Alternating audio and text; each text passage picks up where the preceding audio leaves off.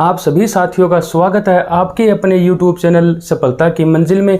दोस्तों, इससे पहले वाली वीडियो में हमने अपनी जर्नल एंट्री का लगभग सारा का सारा पोर्शन समाप्त कर दिया था, जिसके अंदर हमने क्या किया था, व्यापार को शुरू करने, माल से संबंधित, संपत्ति से संबंधित, जो हमारी छूट होती है डिस्काउंट से संबंधित, और दोस्तों आय व्यय से संबंधित और भी हमने बहुत सारी जर्नल एंट्री की थी, जिसके अंदर हमारे बैड डेब्ट्स भी थे, कुछ हमारी विशेष एंट्रीज भी थी। हमने लगभग सभी एंट्रीज को कर लिया था, लेकिन हमारे जो जीएसटी से संबंधित जो एंट्री है, जब हम माल को खरीदते हैं, जब हम माल को बेचते हैं, उसमें हमारी जो जीएसटी से संबंधित जो अपनी एंट्रीज थी वो अपनी रहती थी। वो दोस्तों सबसे पहले हम कर लेते हैं। उसके बाद में हम अपनी जो सब्सिडायरीज जो बुक है उस पर आते हैं, यानी जो सहायक भैयों पर आते हैं। तो सबसे पहले हम अपनी जीएसटी से रिलेटेड एंट्रीज को देखते हैं। उसके बाद में दोस्तों हम अपनी सब्सिडायरीज जो बुक है उसको हम करते हैं।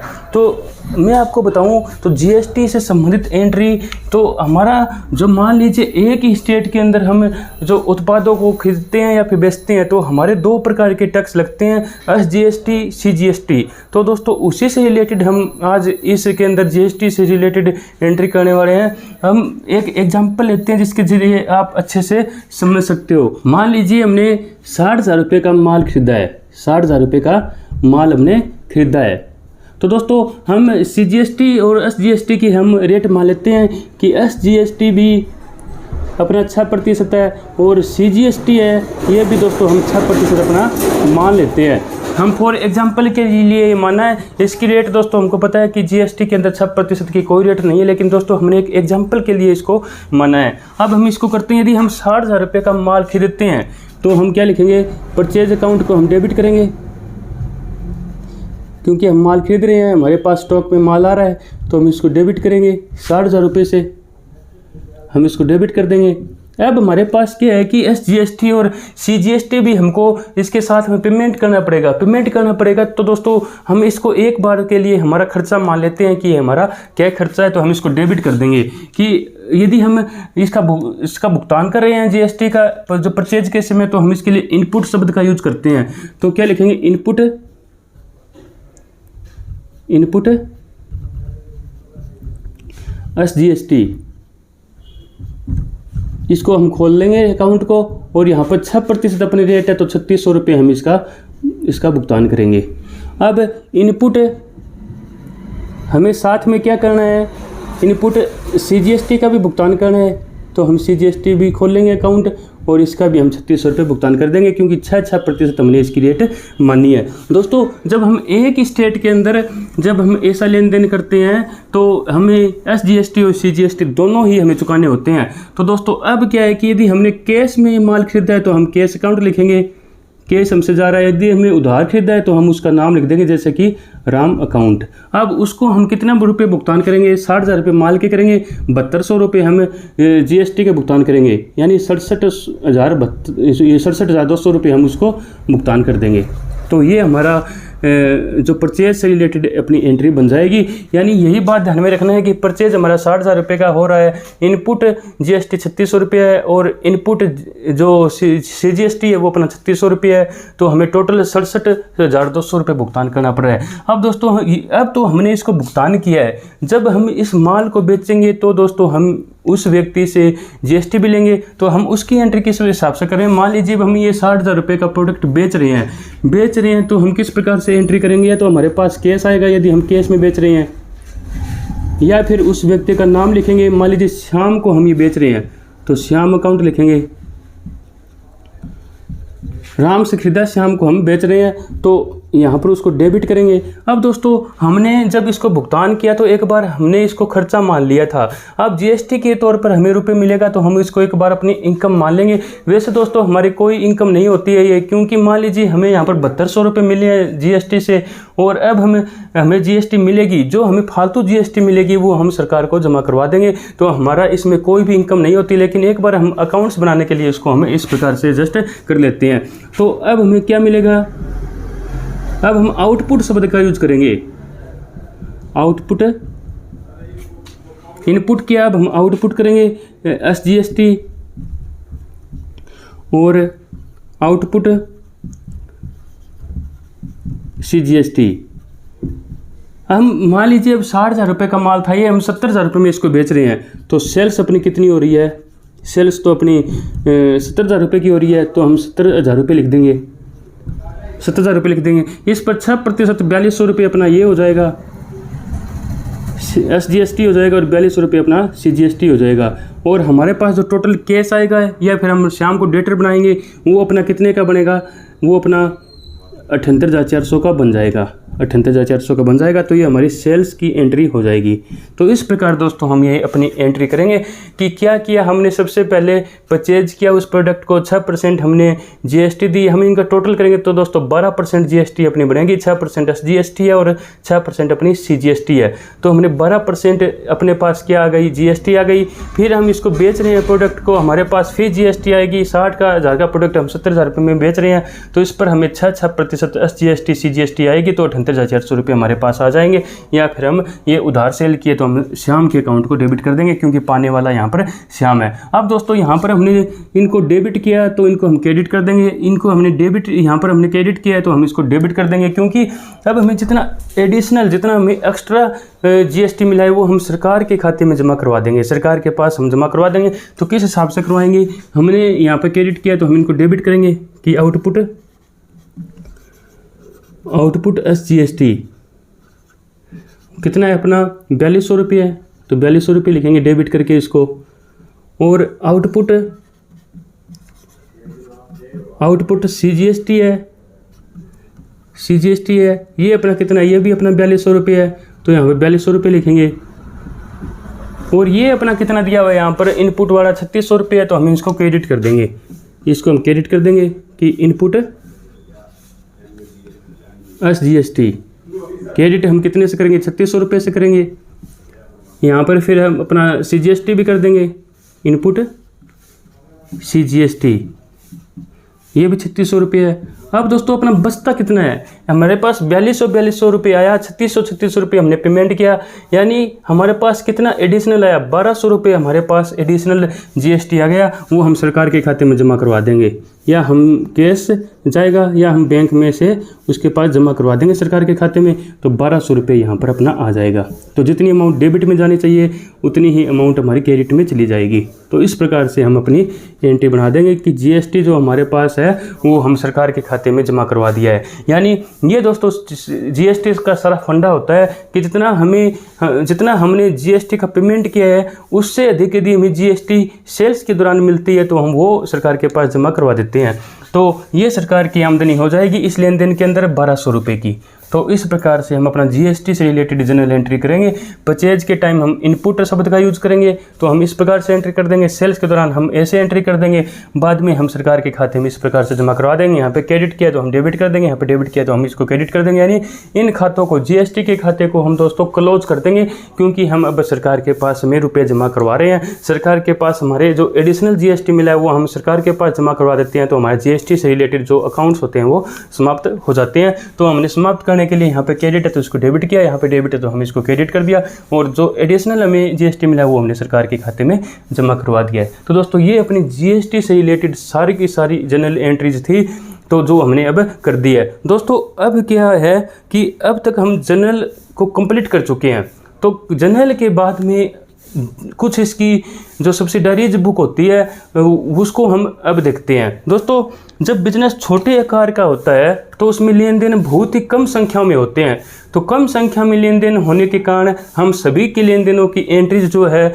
उनका जो रिकॉर्ड है वो हम जनरल में कर लेते हैं, क्योंकि उसमें ज़्यादा दिक्कत नहीं आती है। लेकिन जब बिजनेस का आकार बढ़ जाता है, लेन देनों की संख्या बढ़ जाती है, तो उन सभी लेन देनों को हम जनरल में लिखना संभव नहीं हो पाता, क्योंकि इससे क्या हो जाता है कि जनरल जो हमारी बुक होती है वो बहुत बड़ी हो जाती है, उसको समझना मुश्किल हो जाता है, और उसमें एक ही व्यक्ति जब उस पर काम करता है तो इतने बड़े लेन देनों को रिकॉर्ड करना उसके बस की भी बात नहीं रहती है। यानी वो बहुत ज़्यादा बोझिल हो जाता है, उसको समझने में दिक्कत आती है, और हम उसमें एंट्री करना हमारी एक ही बुक के अंदर सभी लेन देनों की वो संभव ही नहीं होता है। तो दोस्तों हम क्या करते हैं कि जनरल जो अपनी होती है उसको हम अनेक भागों में बांट देते हैं, ताकि हम अपने जो रिकॉर्ड्स हैं उनको हम अच्छी तरह से मेंटेन कर सकें। तो उन्हीं को हम दोस्तों अपनी सहायक भैया सब्सिडारीज जो है बुक्स कहते हैं, वो हम देखते हैं कि वो अपनी वो कौन कौन सी होती है। यानी मेन बात यही है कि जब हमारे पास लेन देनों की संख्या कम है, फर्म का आकार छोटा है, तो हम जनरल से काम चला सकते हैं।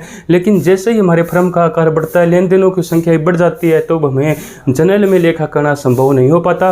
तो दोस्तों हम उसके लिए उसको अनेक भागों में बांट देते हैं। तो उन्हीं भागों को हम क्या कहते हैं, सब्सिडारीज बुक्स कहते हैं, वो हम देख लेते हैं। तो अब हम सब्सिडारीज बुक की आज हम अच्छे से थ्योरी इसकी समझेंगे। इसके अंदर मैं आपको बताऊं तो सब्सिडारीज बुक के प्रकार हम देखते हैं कि सब्सिडारीज बुक यानी सहायक भैया क्या होती है, और हमारे पास ये सहायक भैया किस किस प्रकार की होती है। सहायक भैया देखो अपने पास कौन कौन सी होती है, जैसे कि हम पहले नंबर पर देखें तो परचेज बुक आ जाएगी, परचेज बुक आ जाएगी, यानी जो क्रय जो पुस्तक होती है वो आ जाएगी। यहाँ पर अकाउंट शब्द का यूज नहीं करते हैं, यहाँ पर हम बुक शब्द का यूज करते हैं। तो परचेज बुक के अंदर हम सभी उधार क्रयों का लेखा करते हैं माल के संबंध में। जो हमारा जो माल है यानी गुड्स ध्यान में रखना है, ना कि एसेट्स। जो माल जो हमने उधार खरीदा है, उधार क्रय का लेखा, माल उधार क्रय का लेखा हम इसके अंदर करते हैं। यदि हम माल उधार क्रय करते हैं तो इसके अंदर हमारा लेखा कर देंगे। दूसरे नंबर पर कौन सी आती है, सेल्स बुक अपनी आती है, सेल्स बुक। इसके अंदर हम उधार विक्रय का लेखा करते हैं, उधार विक्रय का लेखा, उधार विक्रय का लेखा। ये भी माल का ही होता है, माल का, संपत्ति का नहीं होता है। ये हम माल का लेखा हम इसके अंदर करते हैं। यानी उधार माल खरीदेंगे तो परचेज बुक में, उधार माल बेचेंगे तो सेल्स बुक में। हमारा उधार माल बिका हुआ यदि वापस आ जाता है तो हम सेल्स रिटर्न बुक में। यदि हमने खरीदा हुआ है माल है उधार, वो यदि हम यदि हम उसको परचेज किया हुआ है वो हम यदि वापस करते हैं तो हम किस में करेंगे, परचेज रिटर्न बुक में करेंगे, परचेज रिटर्न बुक में कर देंगे। यानी जो क्रय किया हुआ माल वापस करने पर, क्रय किया हुआ माल वापस करने पर तो हम इसका लेखा करेंगे इस बुक के अंदर। अब हमारा बिका हुआ माल यदि वापस आ जाता है, बिका हुआ माल जब हमारा वापस आ जाता है तब हम सेल्स रिटर्न बुक में इसका लेखा करेंगे, सेल्स रिटर्न बुक। जो विक्रय किया हुआ माल वापस आने पर हम सेल्स रिटर्न बुक में। दोस्तों यहाँ पर ध्यान में रखना है कि यदि हम उधार माल हमने क्रय किया, उधार माल हमने खरीदा, वो यदि हम वापस कर रहे हैं तो हम परचेज रिटर्न में एंट्री करेंगे। हमने माल वो कैश में खरीदा था, नगद में खरीदा था, फिर हम यदि वह माल वापस कर रहे हैं तो हमें उसके बदले में अपना वो जो वापस क्या मिलेगा, कैश मिलेगा, तब हम इसके अंदर लेखा नहीं करेंगे। इसके अंदर केवल हमारा उधार माल बेचा था वो हम यदि वापस कर रहे हैं, यानी उधार माल हमने खरीदा था उसको हम वापस कर रहे हैं तो इसके अंदर आएगा। सेम यही बात इसके अंदर आ जाएगी। यदि हमने उधार माल बेचा था, अब वो हमारे पास वापस आ रहा है तो हम उसके पैसे वापस देंगे। तो दोस्तों इसके अंदर हम लेखा नहीं करेंगे, वो एक उधार की एंट्री होती है, उसका ही हम इसके अंदर लेखा करते हैं। केस से संबंधित जितनी भी एंट्रीज होती है वो हम कैश बुक में करते हैं, केस से संबंधित है। यदि दोस्तों हम वो माल वापस कर रहे हैं और हमें उसके बदले में कैश नहीं मिलता है तो हम इसके अंदर लेखा कर देंगे, यदि हम उसके बदले में हमें कैश मिलता है तो हम उसका लेखा कैश बुक में ही करेंगे। तो अब अपने पांचवा बुक कौन सी होती है, पांचवी बुक होती है bills receivable book, BR, bill receivables book. ये ऐसे बिल होते हैं जिनका भुगतान हमें प्राप्त करना होता है। यानी जो उधार विक्रय करते हैं हम, उधार विक्रय के समय में हम BR हम दूसरे व्यक्ति पर लिखते हैं, तो उसका पैसा हमें जब मिलना होता है तो हम उसका BR बुक में उसका लेखा करते हैं। यानी ये BR बुक, BR क्या होता है, बिल्स रिसीवेबल जिनका भुगतान हमें प्राप्त करना होता है। ऐसे बिल जिनका भुगतान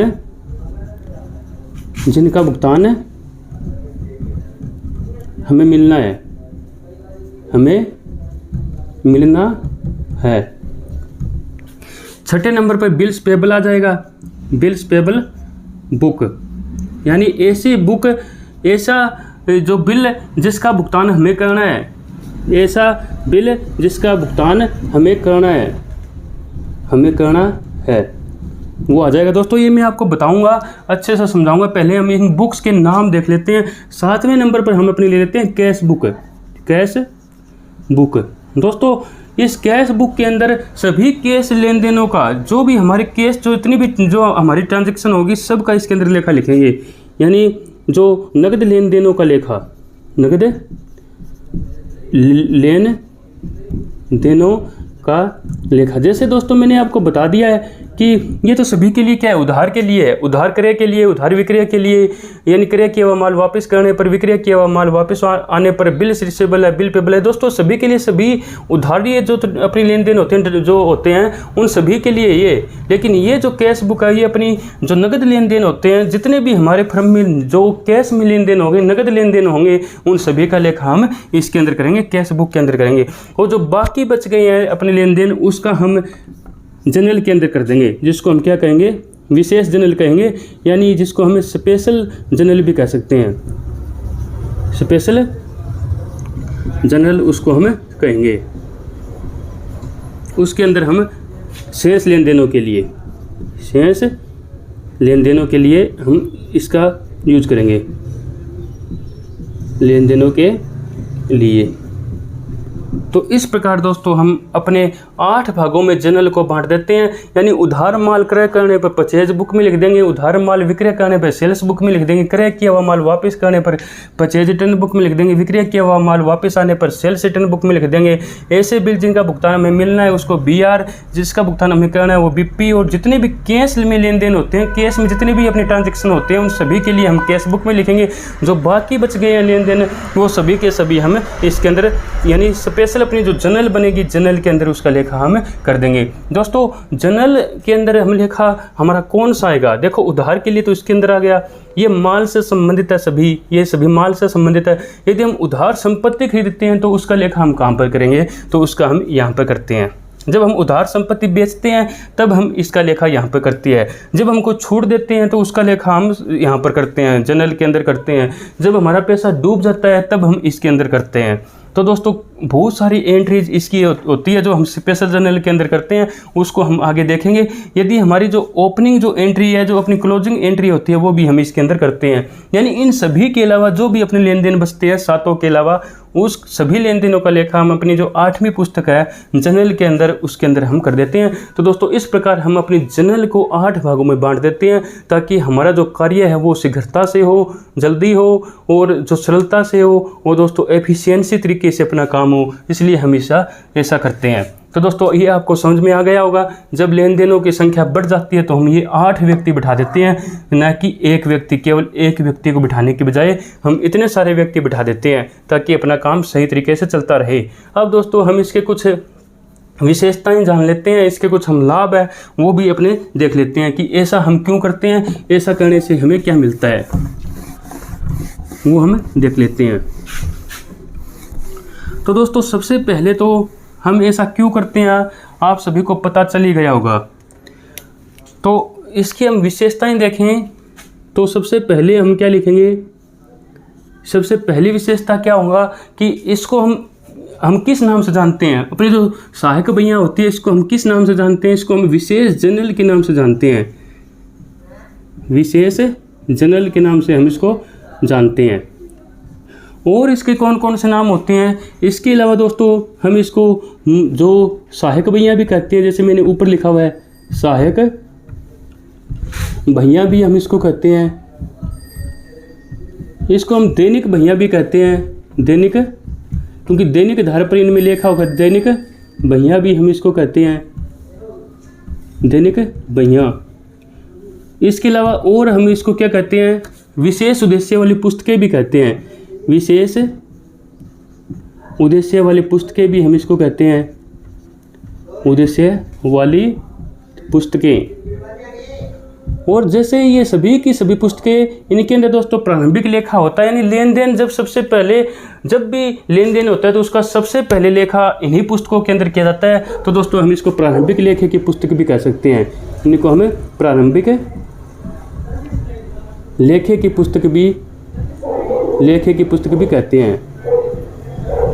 लेखे की पुस्तक भी इनको हम कहते हैं। तो दोस्तों ये 4-5 नाम हैं इनके, जैसे कि स्पेशल जर्नल हो गया, सब्सिडारीज बुक हो गया, जैसे डे बुक्स हो गया, स्पेशल पर्पज बुक्स हो गया, और जो बुक्स ऑफ ओरिजिनल एंट्रीज जो अपने होती हैं, जो अपने ट्रांजैक्शन होते हैं, उनकी भी बुक अपना इसको कहते हैं। तो प्रारंभिक लेखे की पुस्तक इसको भी कहते हैं। तो दोस्तों इस प्रकार से हम इसके अनेक नाम इसको बोल सकते हैं। और हम ये क्यों रखते हैं? लेन देनों की संख्या अधिक हो जाने के कारण, लेन देनों की संख्या अधिक हो जाने के कारण जर्नल के अंदर उसका लेखा हम नहीं कर पाएंगे, क्योंकि वो बहुत बड़ी एक बुक बन जाएगी। उसको समझना, उसका एनालिसिस करना बहुत ज़्यादा मुश्किल काम हो जाएगा। और एक व्यक्ति का ऐसा संभव भी नहीं है कि वो अकेला व्यक्ति उस सभी लेन देनों का एक ही बुक के अंदर एंट्री उनकी कर दे। कोई लेन देन छूट जाएगा जल्दबाजी में, कोई किसी की एंट्री 2 बार कर देगा, तो इसमें मुश्किल आ जाती है। लेन देनों की संख्या अधिक होने पर दोस्तों आप सोच रहे होंगे यदि लेन देनों की संख्या अधिक हो रही है तो हम जर्नल पर ही क्यों न एक व्यक्ति के बजाय और कई व्यक्तियों को बिठा दें, 2-3 व्यक्तियों को बिठा दें। दोस्तों उसमें भी हमें दिक्कतों का सामना करना पड़ता है, क्योंकि उससे हो सकता है कि एक ही लेन देन की जो एंट्री है वो एक से अधिक बार हो जाए। एक व्यक्ति कर दे, दूसरी बार दूसरा व्यक्ति कर दे, तो एक ही लेन देन की एंट्री अधिक बार भी हो सकती है। कोई लेन देन छूट भी सकता है जिसकी एंट्री न की जाए, क्योंकि एक सोचेगा कि उसने कर दिया, एक सोचेगा कि उसने कर दिया। तो दोस्तों उसमें भी हमारे पास जो हमारे खाते हैं, जो अकाउंट्स है, उसको हम सिस्टमेटिक तरीके से नहीं रख पाएंगे। तो हमारा यही सबसे अच्छा होता है कि हम उसको अलग अलग भागों में बांट दें।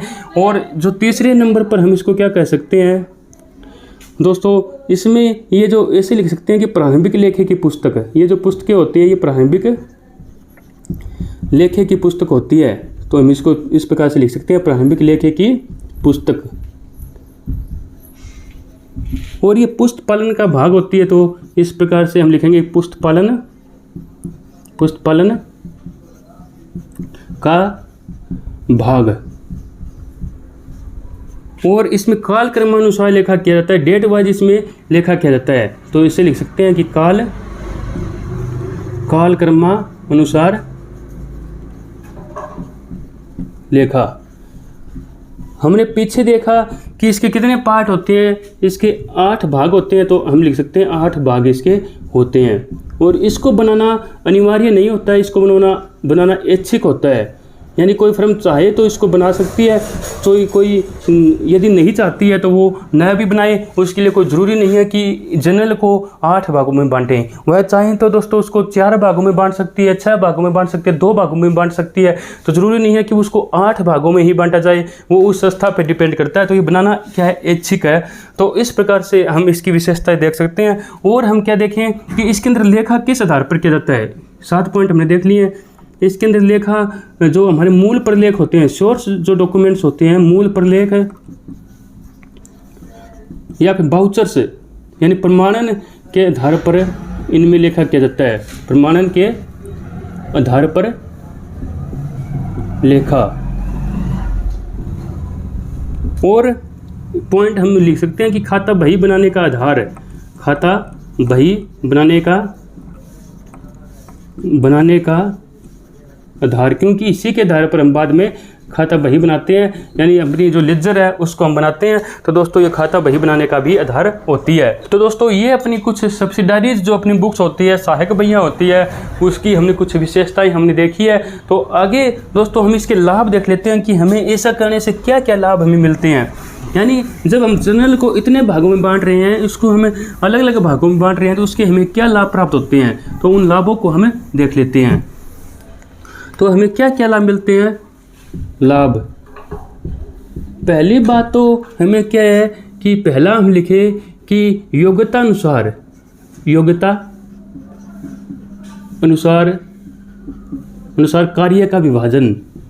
कार्य का विभाजन। ये योग्यता अनुसार कार्य का विभाजन कैसे होगा दोस्तों। जिस व्यक्ति में जैसी योग्यता होगी उसको हम उसी बुक का काम सौंपेंगे। किसी को कैश बुक का काम अच्छे ढंग से आता है तो हम उसको कैश बुक का काम सौंपेंगे। किसी को परचेज बुक का काम अच्छे से आता है तो हम उसको परचेज बुक का काम सौंप देंगे। किसी को यदि BR बुक का, बिल रिसीवेबल बुक का काम अच्छे से आता है तो हम उसको उसका काम सौंप देंगे। तो दोस्तों वो इस प्रकार जिसकी जिस प्रकार की योग्यता होगी हम उसको वैसा ही काम सौंप देंगे। तो एक ही कार्य को वो दोस्तों बार बार करेंगे। जब वो एक ही कार्य को बार बार करेंगे तो उनकी एफिशिएंसी में भी वृद्धि होगी। तो हम लिख सकते हैं कार्यकुशलता में वृद्धि, कार्यकुशलता में वृद्धि भी होगी, कार्यकुशलता में वृद्धि। वो दोस्तों इसके आधार पर हमें जो अपनी लेजर बनाते हैं, जैसे हमने देखा कि खाता बही बनाने का आधार वो जो लेजर है, खाता बही है, वो हम आसानी से बना सकते हैं। जैसे हमने परचेज बुक किया, परचेज बुक की हमने जोड़ लगाया और उसका सीधा का सीधा हमने लेखा खाता बही के अंदर कर दिया। यानी प्रत्येक लेन देन का लेखा उसके अंदर करने की जरूरत हमें नहीं है। बाद में हम क्या करेंगे, सीधा का सीधा उसका जोड़ लगाएंगे और उसका जोड़ का सीधा लेखा हम जो अपनी परचेज बुक है उसके अंदर हम कर देंगे। तो दोस्तों परचेज अकाउंट है उसके अंदर हम कर देंगे। तो बिल्कुल सिंपल होता है, सीधा जोड़ लगाया और उसका लेखा हमने खाता बही में डाल दिया। तो वैसे हम जर्नल के अंदर क्या करते थे, सभी लेन देनों को हम खाता बही के अंदर लिखेंगे अलग अलग से, लेकिन इसके अंदर जोड़ का ही हम लेखा करते हैं। तो खाता बही बनाने का आधार, खाता बही बनाने में आसानी हो जाती है। खाता बही, ये हम खाता बही बनाने जब आके बनाएंगे तब आपको समझ में आ जाएगा। खाता बही बनाने में आसानी और हमें क्या जांच में भी सुविधा मिलती है, जांच में सुविधा। यदि हमें किसी लेन देन में कोई डाउट होता है, कोई हमें अशुद्धि मिलती है, एरर मिलती है, तो हम उसी बुक में जाकर उसकी जांच कर सकते हैं, हम देख सकते हैं। तो दोस्तों हमें इसमें जांच में भी सुविधा मिल जाती है। अगला पॉइंट हम लिखेंगे कपट से बचाओ, कपट से बचाओ। फ्रॉड से हमारी सेफ्टी होती है। क्यों होती है दोस्तों? क्योंकि जो कैश बुक है उसकी जिम्मेदारी कैशियर की होगी, परचेज रिटर्न बुक है उसकी जिम्मेदारी परचेज रिटर्न बुक को संभालने वाले की होगी, परचेज बुक की जिम्मेदारी परचेज बुक को संभालने वाले की होगी, बिल्स पेबल की जो बुक है उसकी जिम्मेदारी जो उस बुक को संभाल रहा है उसकी होगी। तो दोस्तों प्रत्येक व्यक्ति की जिम्मेदारियां बंट जाती है, उनके उत्तरदायित्व बंट जाते हैं। तो यदि उनमें कोई दिक्कत होती है, उनमें कोई गलती होती है तो हम उसी व्यक्ति को जिम्मेदार ठहरा सकते हैं। तो दोस्तों उसकी जिम्मेदारी बढ़ने के कारण तो दोस्तों उसमें कपट में जो संभावना है वो भी दोस्तों कम हो जाती है, क्योंकि उसको पता है कि यदि तेरी बुक में कोई दिक्कत आती है तो फिर बाद में तुझे ही उसके लिए उत्तरदायी ठहराया जाएगा। तो इसलिए उसकी कपट में हमें बचाव मिलता है। और जैसे मैंने बताया उत्तरदायित्व निर्धारण करने में भी आसानी रहती है, उत्तरदायित्व निर्धारण में आसानी। जिस व्यक्ति को जिस बुक का काम सौंपा गया है उसको उसी बुक के लिए उत्तरदायी ठहराया जा सकता है। यदि कोई गलती मिलती है तो ये उत्तरदायित्व निर्धारण करने में भी आसानी होती है। दूसरी इसके अंदर क्या होता है कि लोचशीलता होता है। इसके अंदर लोचशीलता का मतलब क्या है कि जरूरी नहीं है हम इसको 8 भागों में ही बांटें। हम संस्था की आवश्यकता के अनुसार, जो इंस्टीट्यूट है उसकी आवश्यकता के अनुसार हम उसको 2 भागों में भी बांट सकते हैं, 3 भागों में बांट सकते हैं, 5 भागों में बांट सकते हैं, 7 भागों में बांट सकते हैं। तो जरूरी नहीं है कि हम उसको 8 भागों में ही बांटें। तो उसमें दोस्तों लोचशीलता भी उसके अंदर रहती है। और 8वां पॉइंट हम क्या लिख सकते हैं, जो अपना कार्य है वो शीघ्रता से होता है, शीघ्रता एवं सरलता से होता है।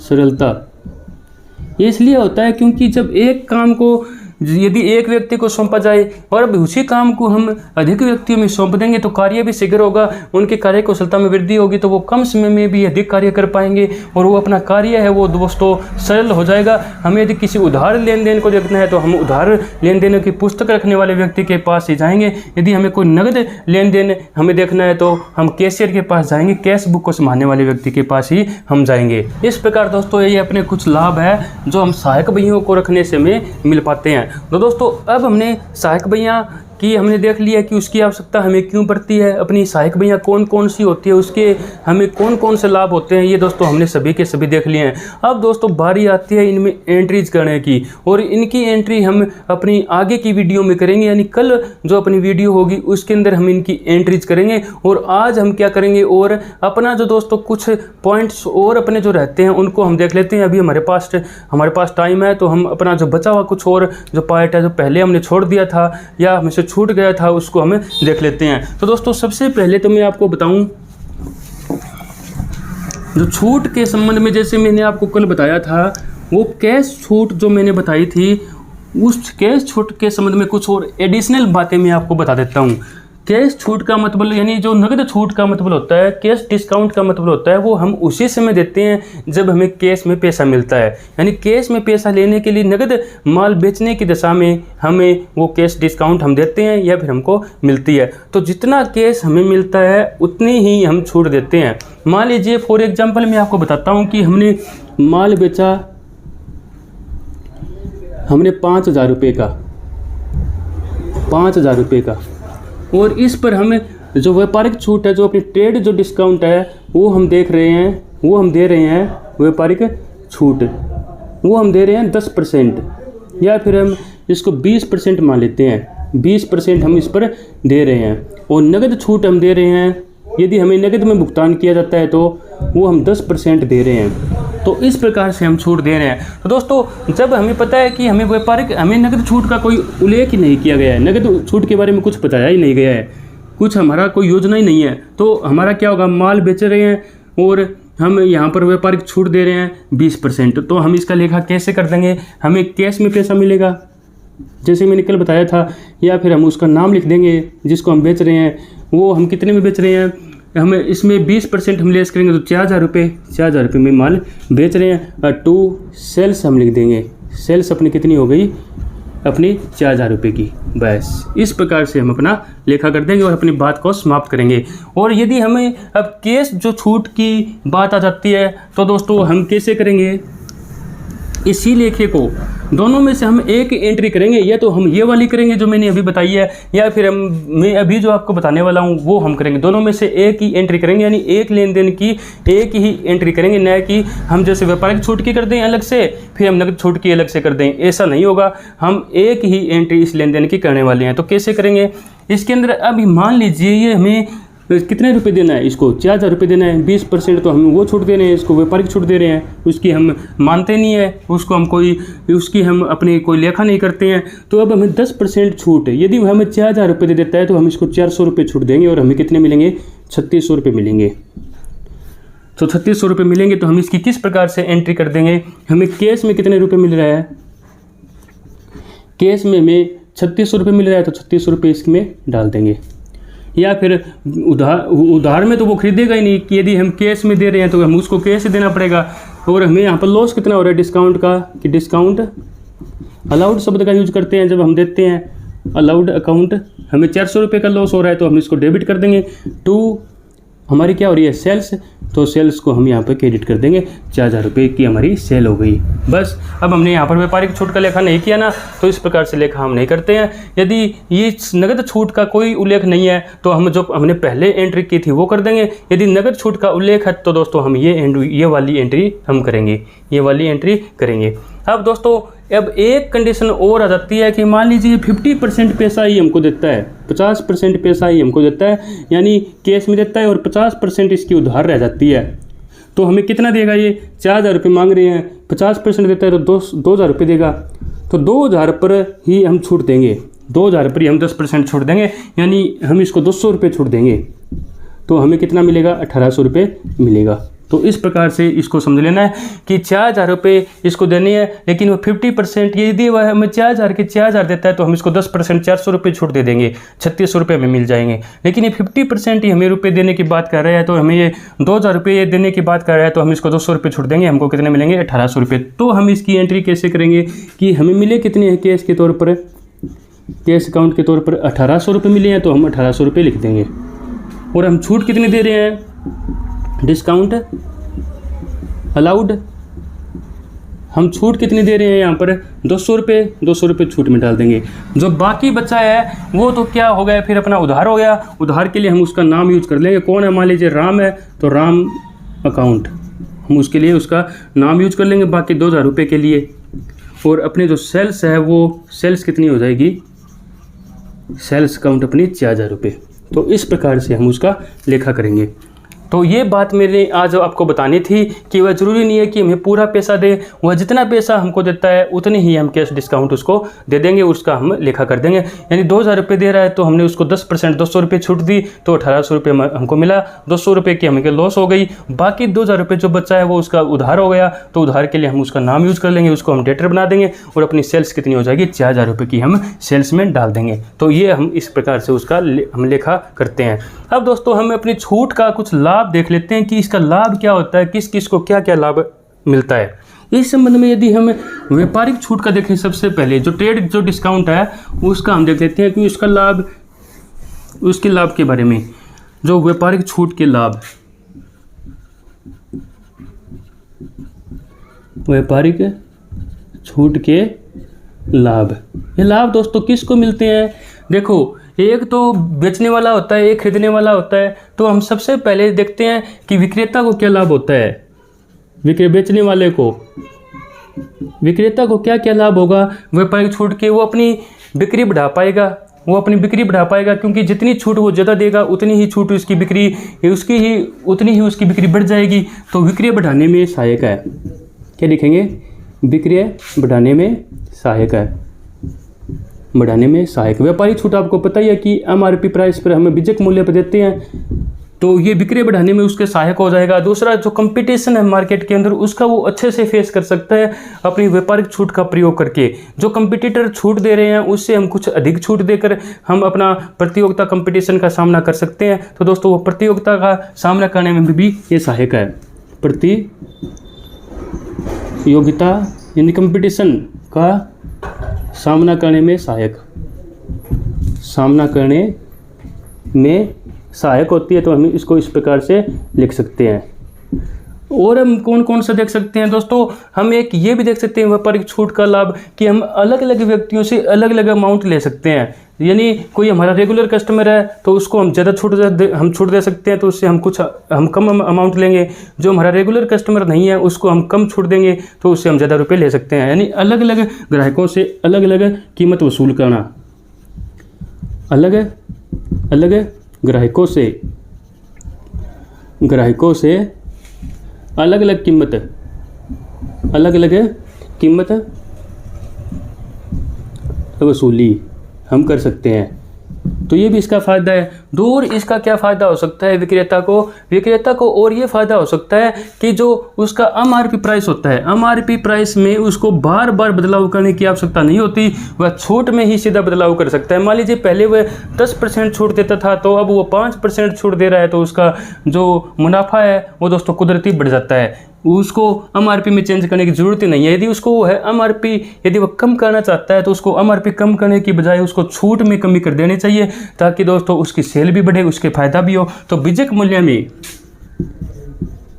मूल्य में बार बार बदलाव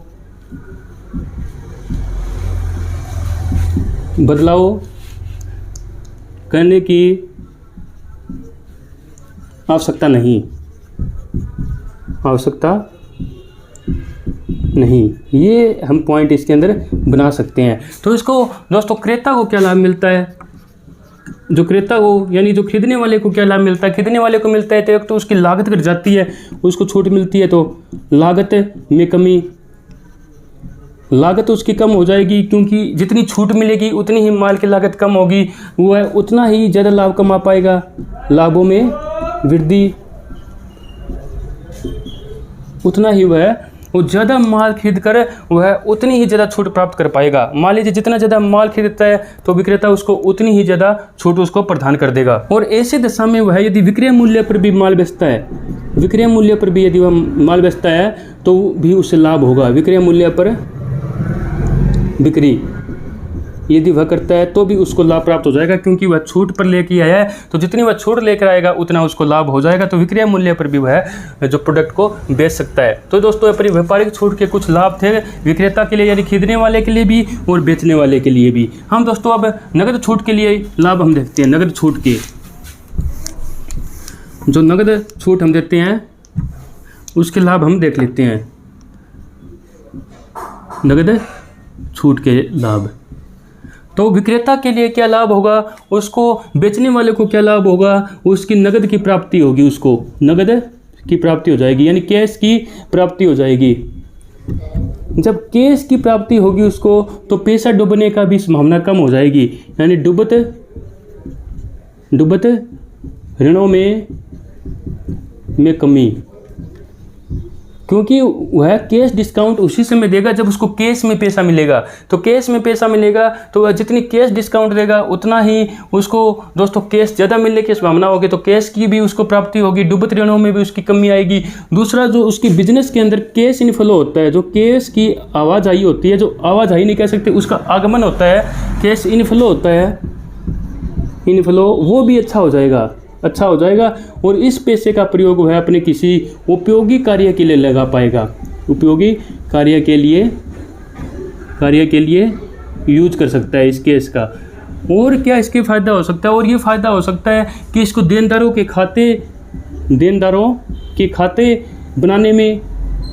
खाते उसको नहीं बनाने पड़ेंगे। दूसरों, देनदारों से रुपया वसूली करने में भी उसका जो टाइम लगता है उसमें भी कमी आ जाएगी। देनदारों के खातों में कमी आ जाएगी, और जो वसूली करने में जो समय लगता है, वसूली समय में क्या लिखेंगे, वसूली समय में कमी, क्योंकि वह रुपये मांग रहा है तो उसको वसूली करने के लिए बार बार उसको कहना पड़ेगा, उसको समन पत्र, उसको मेमोरेंडम, उसको याद करवाने के लिए उसको पास पत्र भेजना पड़ेगा, उसको कहना पड़ेगा, उसके पास टेलीफोन करना पड़ेगा, तो उससे जो समय हमारा बचेगा वो भी हमारा बच जाएगा। तो ये बहुत सारे लाभ उसको मिल जाते हैं, नगद की प्राप्ति हो जाती है, डूबत ऋणों में कमी आ जाती है, केस उसके पास आने लगता है तो उसके लिए वो है उपयोगी कार्य में लगा पाएगा। देनदारों के हम खाते हमें मेंटेन नहीं करने पड़ेंगे, और जो वसूली करने में समय हमारा लगता है, खराब होता है, वो भी हमारे समय बच जाएगा। क्रेता में क्या होता है कि वह जितना पेमेंट करेगा वह उतनी छूट प्राप्त कर पाएगा, ज़्यादा छूट उसको मिल पाएगी, जितना ज़्यादा पेमेंट करेगा उतनी ही ज़्यादा छूट वो उसको मिल पाएगी। वह यदि नगद में भुगतान करता है तो उसकी प्रसिद्धि जो होती है, उसकी जो ख्याति होती है उसमें भी वृद्धि होगी, ख्याति में वृद्धि हो जाएगी, यानी प्रसिद्धि में उसकी वृद्धि हो जाएगी। वह कंपटीशन का सामना ज़्यादा कर पाएगा, वह ज़्यादा लाभ कमा पाएगा। तो दोस्तों इस प्रकार से बहुत सारे इसके अंदर हम जोड़ सकते हैं। तो इसमें उसकी ख्याति में और ज़्यादा छूट तो वो दोस्तों प्राप्त कर ही पाएगा। और भी इसके कई कारण हम इसके अंदर ऐड कर सकते हैं। कंपटीशन का कैसे सामना कर पाएगा, क्योंकि वह यदि ज़्यादा छूट प्राप्त करेगा तो वह माल भी कम कीमत पर बेच पाएगा, उसकी लागत में भी कमी होगी। तो इस प्रकार से हम इसके कुछ और पॉइंट ऐड कर सकते हैं। तो ये अपनी छूट के कुछ लाभ थे, हमने ट्रेड जो डिस्काउंट है और जो अपनी कैश डिस्काउंट है उसके हमने देख लिए हैं, जो हमारे क्रेता के लिए भी हमने देखे और जो विक्रेता के लिए भी हमने देखे। और दोस्तों मैं आपको बताऊं तो अपने अकाउंटिंग में एक वर्ड आता है, हमारे पास टाइम बचा हुआ है क्योंकि कल वाली जो वीडियो होगी उसमें तो हम अपनी जो एंट्रीज करेंगे सब्सिडारीज जो बुक है उसके अंदर। अभी हमारे पास जो टाइम बचा हुआ है हम उसको यूटिलाइज कर लेते हैं। हम कुछ और जो टर्म्स है अपने अकाउंटिंग के बारे में उसको देख लेते हैं, ताकि हमें अकाउंटिंग के बारे में अधिक से अधिक नॉलेज हो सके, उसको हम अच्छे से अच्छे तरीके से समझ सकें। जैसे शब्द आता है गैंस, शब्द आता है गैंस, ये आपने सुना भी होगा। जैसे कि हमारा जो नॉमिनल अकाउंट का फार्मूला होता है कि debit all expenses and losses and credit all income and gains, हम ये गेन्स शब्द का यूज करते हैं। तो ये क्या होता है दोस्तों, जब हमें अनिश्चित घटनाओं से लाभ होता है, हमें अचानक किसी घटनाओं से लाभ होता है तो उसको हम गेन्स कहते हैं। जैसे कोई न्यायालय में मुकदमा चल रहा है, न्यायालय में कोई मुकदमा चल रहा है और उसमें हमें कोई लाभ हो जाए, यानी वो हमारे लिए अनिश्चित लाभ है। तो अनिश्चित लाभ यानी अचानक हमें कोई लाभ होता है जिसकी हमें कोई आशा नहीं थी, तो वो हमारे लिए क्या हो जाएगा, अपना लाभ हो जाएगा, यानी गेन्स उसको बोलते हैं। और एग्जाम्पल हम इसका क्या क्या ले सकते हैं, न्यायालय में हमारा मुकदमा चल रहा है। दूसरा दोस्तों, जैसे कि कोई संपत्ति होती है, उसको यदि हम बेचते हैं वैसे तो उसको प्रॉफिट कहते हैं, लेकिन यदि हमें एक आवश्यकता से ज़्यादा लाभ हो जाता है बहुत बड़ी संख्या में, तो भी हम उसको गेन्स कह सकते हैं। और हमारा कौन से लाभ हो सकते हैं गेन्स के अंदर, और हम इसकी यहाँ पर डेफिनेशन इसकी लिख देते हैं कि अनिश्चित घटनाओं से लाभ, अनिश्चित घटनाओं से लाभ जो होता है उसको हमें गेन्स कहते हैं। जो मोस्टली बड़ी जो क्वांटिटी में होता है, बड़ी मात्रा में ये लाभ होता है, तो उसको हम गेन्स शब्द यूज करते हैं। तो आप इसको समझ गए होंगे कि गेन्स क्या होता है, कि किसी अनिश्चित घटना है जिसका हमें पता नहीं है कि वो हमारे फेवर में जाएगी या अनफेवर में जाएगी, लेकिन उससे हमारा बहुत बड़ी मात्रा में लाभ हो जाना, वो हमारा गेन्स कहलाता है। जैसे कि न्यायालय में मुकदमे में हमारी जीत हो जाना, हमें उसका लाभ मिल जाता है। और भी आप इसके कुछ पॉइंट देख सकते हो। तो दोस्तों इसके और भी पॉइंट बनते हैं, वो आप खुद को देखनी है दोस्तों, और मेरे इस वीडियो के जो कमेंट्स है उसके अंदर आपको बताने हैं कि और कौन कौन से लाभ हमारे हो सकते हैं जो हम गेन्स के अंदर शामिल कर सकते हैं। और दोस्तों हम देखें तो और कुछ वर्ड्स वो मैं आपको बताता हूं कि जैसे इनकम है, इनकम क्या होती है, आय क्या होती है, आय होती है दोस्तों आगम का व्यय पर अधिकता, आगम की व्यय पर अधिकता ये होती है। जैसे मान लीजिए विक्रय हम करने के लिए माल खरीद के लाते हैं, तो उसके क्रय पर हमें हमारा व्यय हुआ, फिर हम उसको अपने स्टॉक तक लेके आएंगे, भाड़ा वगैरह देंगे तो उस पर हमारा व्यय हुआ, फिर हम क्या करेंगे, बेचने पर उसको खर्चा करेंगे, तो बेचने पर उसका खर्चा करेंगे, विज्ञापन वगैरह देंगे, माल को बाजार तक लेके जाएंगे, तो वो सारा खर्चा होगा। तो इसी खर्चे के अंदर मान लीजिए हमारे 5 लाख रुपए खर्च हो गए, 5 लाख रुपए खर्च हो गए, और विक्रय से हमें 6 लाख रुपए मिले हैं, विक्रय से हमें क्या मिले हैं, 6 लाख रुपए, तो वो हमारा क्या कहलाएगा, आगम कहलाएगा, आगम यानी रेवेन्यू कहलाएगा। और ये 5 लाख रुपए हमारा एक्सपेंसेस होगा, क्या होगा, एक्सपेंसेस। तो हमें जो 1 लाख रुपए यहाँ पर अधिक मिले हैं, जो हमें फ़ायदा हुआ है, उसको हम क्या कहेंगे, इनकम, उसको हम इनकम कहेंगे। ये हमारी इनकम होती है, आय होती है। तो दोस्तों आप इसको अच्छे से, ये कुछ हमारे जो टेक्निकल वर्ड बन जाता है, तो उसको आप अच्छे से समझ लेना कि आय की जो इनकम क्या होती है, आय वो होता है जब कि आगम की यानी रेवेन्यू की एक्सपेंसेस पर अधिकता, वो क्या हो जाएगी, अपनी आय हो जाएगी, यानी आगम हो जाएगा। तो अब हम क्या करेंगे, लॉस को देखेंगे। लॉस क्या होता है, लॉस और एक्सपेंसेस में क्या फ़र्क होता है। खर्चे में, खर्चा जैसे मैंने बताया कि हम इनकम प्राप्त करने के लिए खर्चा करते हैं, जैसे हमने यहाँ पर किया, इनकम प्राप्त करने के लिए हम खर्चा करते हैं। लॉस क्या होता है, लॉस किसी घटना से भी हो सकता है, जैसे कि आग से माल का जल जाना, आग से माल का जल जाना, जैसे हमने जनरल एंट्री में किया था, माल का जलना, जैसे लॉस बाय फायर किया था, लॉस बाय थेफ्ट किया था, लॉस बाय, जैसे हम एडवर्टीजमेंट वगैरह करते हैं, सैंपल्स वगैरह देते हैं, तो लॉस बाय सैंपल्स हम लिख सकते हैं, एडवर्टीजमेंट हम वहाँ पर लिख सकते हैं। तो इस प्रकार से हमारा लॉस होता है। दूसरा लॉस ये होता है कि निश्चित अवधि के पश्चात, मान लीजिए हमारा लेखांकन वर्ष समाप्त हो रहा है, उसके बाद में क्या होता है कि जब हमारे जो एक्सपेंसेस होते हैं, एक्सपेंसेस हमारी इनकम से ज़्यादा हो जाते हैं, खर्चे ज़्यादा होते हैं, आय कम होती है, तो हम उसको लॉस कहते हैं। एक निश्चित समय अवधि के पश्चात तो भी हम उसको लॉस कह सकते हैं। हमारा प्रॉफिट, जैसे मैं बताऊँ, प्रॉफिट क्या होता है, प्रॉफिट हमें किसी घटना के घटने के फलस्वरूप भी हो सकता है। आग से जैसे माल का जलना तो हमारा लॉस है, तो हम किसी संपत्ति को बेचते हैं, तब हमें यदि कोई लाभ प्राप्त होता है तो हम उसको प्रॉफिट कह सकते हैं। और जब एक निश्चित अवधि के पश्चात हमारी इनकम ज़्यादा हो और एक्सपेंसेस अपने कम हो, तो भी अपने लाभ उसको हम कहते हैं, उसको क्या कहते हैं, हम प्रॉफिट कहते हैं। और दोस्तों जैसे गेन्स मैंने बताया, गेन्स और प्रॉफिट में क्या अंतर होता है, ये किसी अनिश्चित घटना पर होता है। हमें ये तो देखो निश्चित घटना होती है, जैसे हम अपनी संपत्तियां भी एक समय के बाद में बेचेंगे, और एक समय अवधि के बाद में जब अपनी आय और व्यय की हम आपस में कंपैरिजन करेंगे, तो भी हमें लाभ ही होगा या फिर हानि हो सकती है।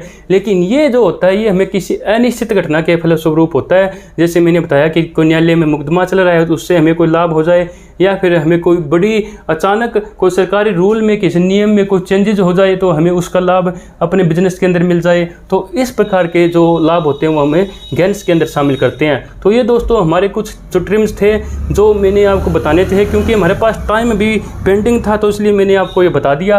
तो अब दोस्तों अब हम अगली वीडियो जो अपनी आएगी उसके अंदर हम जो अपनी सबसे डायरी जो बुक है जिसको हमने आज देखा कि वो कौन कौन सी होती है, purchase book, purchase return book, sales return book, BR book, BP book, cash book, जैसे जनरल जो अपनी बस्ती है जिसे हम रोजाना मच्चा कहते हैं, स्पेशल जनरल, उसके अंदर हम लेखा करना सीखेंगे कि उसके अंदर हम एंट्री कैसे करते हैं। तो दोस्तों अब हम मिलते हैं अपनी अगली वीडियो में। Thank you.